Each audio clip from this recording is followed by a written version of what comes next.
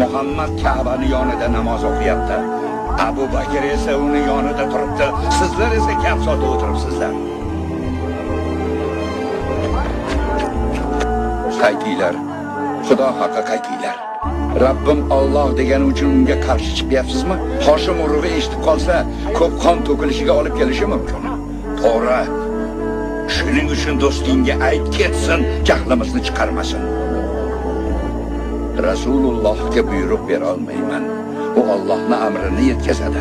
Biz eshitdik va bo'ysundik deymiz. Unda sendan boshlaymiz.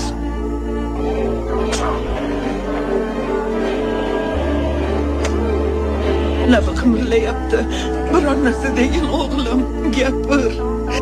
Rasulullohning ahvollari qalay? Payg'ambarlardan keyin yerga bosgan eng afzal inson, payg'ambarlardan keyin yo'lga turgan eng afzal inson Abu Bakr Siddiqdir.